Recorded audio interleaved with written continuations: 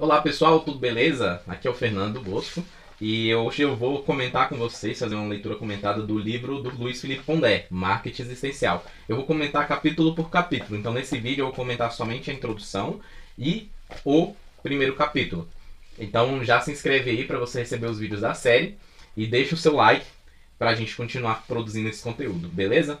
Então o livro Marketing Existencial do Felipe Pondé, logo na introdução ele começa dizendo que não é um livro sobre marketing, mas um livro sobre existência, né? Ele começa já propondo o marketing existencial como uma nova disciplina que vai navegar entre a filosofia, a sociologia e a psicologia, e ela vai estudar como que o marketing ele tem buscado vender significados para as pessoas, né? Então, quando você vai comprar um produto, muitas vezes você não está comprando somente um produto, mas você está comprando um significado. Aquele produto ele representa algo imaterial, algo invisível, baseando-se na filosofia existencialista lá de Kierkegaard, para preencher um vazio existencial, para preencher uma angústia que é inerente ao ser humano. Logo no primeiro capítulo, né, na primeira parte, você tem os fundamentos do marketing existencial, que é a primeira parte, e no primeiro capítulo você tem a filosofia da existência, os modos de enfrentamento da falta de sentido da vida. Então, nesse capítulo, ele vai fazer um apanhado geral de vários filósofos, com uma ênfase em Kierkegaard, que é o fundador do existencialismo. Então, ele busca que a substância da alma é a angústia. Nós, seres humanos, somos seres angustiados. E essa angústia é o que nos motiva a buscar um sentido para a vida. Buscar algo que faça tudo ter um significado. Que a nossa existência tenha um significado. Que o que a gente faz aqui na Terra tenha um significado. E nesse momento, nesse contexto em que a humanidade deixa um pouco a divindade e a religião de lado e começa a focar em coisas mais seculares, você tem esse afastamento da figura divina, da figura de Deus, como o significado para a vida. As pessoas começam a procurar em outras formas de significado. Então, o Kierkegaard, ele coloca essa busca de significado em 3 estágios, né? Então, o primeiro estágio, eu vou ler aqui, é o estético, né? Seria marcado pela busca de dissolução da angústia por meio de sensações, né? Sexo, bebidas, jogos, viagens, consumo seriam exemplos de evidências dessa saída estética. De modo mais certificado, a filosofia do gozo, da força de si mesmo, de Nietzsche, né? Que seria um exemplo de saída estética, né? Então, você tem essa saída, esse primeiro estágio, que é um estágio que as pessoas buscam um significado para a vida, um significado para a existência, através de estética, que sejam a busca por prazeres, a busca por experiências, e essas experiências elas carregam um significado. Mas Kierkegaard coloca também que essa solução ela cai lá no mito do Dom Juan, né? Que, para quem não sabe, o Dom Juan era um homem que vivia por seduzir mulheres. E nessa busca por seduzi-las, muitas vezes ele perdia a vontade, o gosto, o tesão, o libido por essas mulheres quando eles a conquistavam, e muitas vezes até antes de a conquistar. Então, nesse sentido, as pessoas que buscam aplacar a sua angústia pela via estética, elas estão constantemente procurando novas experiências, procurando novos prazeres, procurando novas viagens, procurando novos produtos, bens, para satisfazer essa necessidade, essa angústia. Mas quando eles obtêm esse novo objeto, esse novo prazer, essa nova experiência, eles perdem o tesão por elas, eles perdem a vontade de continuar com aquela experiência, eles percebem que aquela experiência ela não foi duradoura, ela não aplacou definitivamente a sua angústia. Então eles continuam sendo seres angustiados e vão buscar mais ainda, assim como um alcoólatra. O alcoólatra também é um exemplo de uma pessoa que busca pela via estética uma solução para a angústia. Ele bebe e aí depois ele fica com ressaca, e aí para curar a ressaca ele bebe mais. Então basicamente isso, na via estética você vai ter muito disso. A pessoa que não consegue satisfazer, preencher a sua angústia, e ela acaba fazendo mais daquilo, ou procurando experiências maiores, ou procurando prazeres maiores para poder tentar aplacar essa angústia. E o segundo estágio, né, seria um estágio da vida ética, né? A ideia aqui, muito típica de Kant, é o seu racionalismo do bem. É a de que viver uma vida honesta daria sentido ao nosso cotidiano. Trabalhar, cuidar da família e do patrimônio impediria de sermos inundados pela angústia.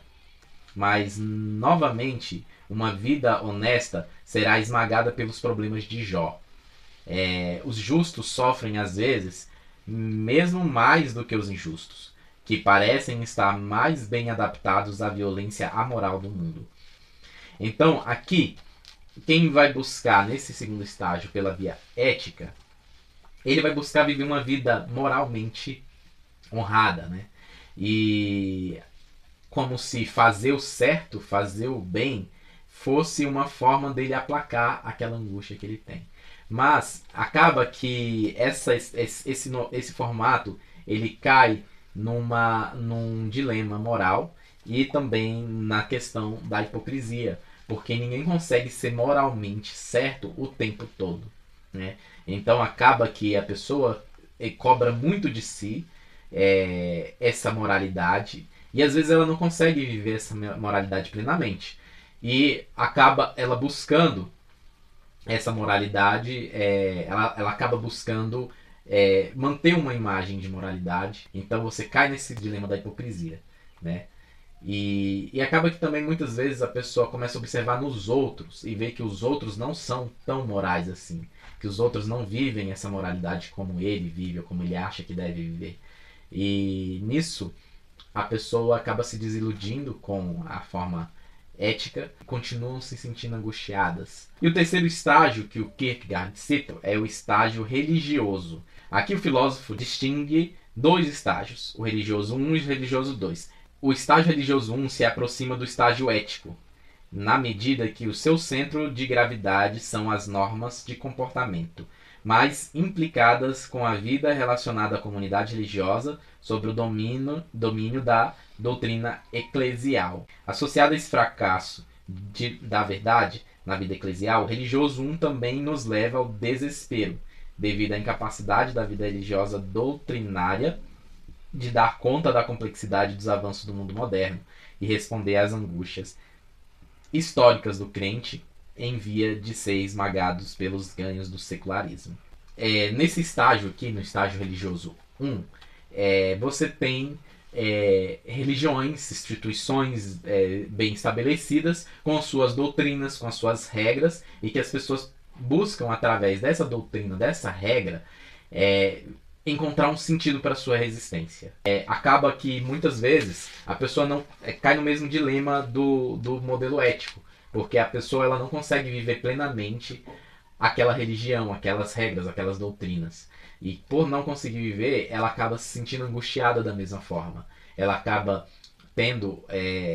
não conseguindo aplacar plenamente essa angústia e muitas vezes se questionando se o que ela está fazendo é realmente certo. Como os três estágios citados, eles fracassam nessa busca por um significado de aplacar a angústia, o Kierkegaard propõe uma terceira saída, que é o religioso 2, né?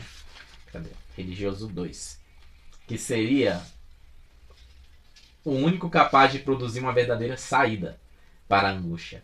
Essa saída seria aceitá-la como um fato insuperável da condição humana, nossa substância primeira, e apostar em Deus como um parceiro na vida, sem vínculos institucionais ou doutrinários. Ou seja, essa saída de Kierkegaard seria você ter uma religião sem religião. Seria você acreditar em Deus e ter Ele como um parceiro na sua vida para você lidar com a angústia. A angústia, ela não deixa de existir, ela faz parte do ser humano. Então, aprender a conviver com essa angústia é a saída que Kierkegaard propõe para você ter uma vida suportável, né? Digamos assim. E depois disso ele cita outros filósofos, né, como Sartre, que fala de uma náusea, que seria a mesma coisa que a angústia. E aí ele começa a citar algumas coisas. Ele cita o pequeno equívoco de Sartre, que Sartre coloca como a solução, né, para essa náusea, para a angústia, no caso de Kierkegaard, como um comunismo. Mas a gente vê que o comunismo não funcionou, né? Então ele acaba não resolvendo esse problema da angústia, né? E aqui mais pra frente ele também cita, ele menciona Camus e Unamuno, que eles colocam a revolta contra a vida inconsciente. A ideia de que a revolta é a saída, é a forma de você buscar um significado para a vida. Ele coloca aqui que em ambos os casos vemos a revolta como um significado se revela. A ideia de que sem alguma revolta a vida não tem sentido é parte do menu de comportamentos à mão do consumidor de significados. Então a revolta acaba sendo, para esses dois autores, né, uma fonte de significado, né? Quando você se revolta com algo, você se sente motivado a lutar contra aquele algo e assim encontrar um significado para a vida. O seu significado seria se revoltar contra aquilo. Então, basicamente é isso, o primeiro capítulo de Marketing Existencial. Se você gostou dessa leitura comentada, deixa o seu like, se inscreve no canal, que a gente está com essa série completa sobre esse livro do Luiz Felipe Pondé, um livro excelente, uma leitura maravilhosa que eu recomendo. Eu comprei na Saraiva, então recomendo para vocês, quem quiser ler o livro, leia, excelente. A minha leitura aqui, eu não vou ler todo o livro inteiro, né? Vou ler alguns trechos, vou comentar a maior parte. Garanto que vai ser uma leitura excelente, tanto para quem quer entender sobre marketing, quanto quem quer entender sobre existência, né? Se você está num dilema existencial, esse livro é ótimo. Se você trabalha com marketing, apesar de não ser um livro sobre marketing, você vai entender muito das pessoas hoje em dia e desse dilema existencial que pode ser muito útil para a sua profissão. Então eu vou ficando por aqui e até mais.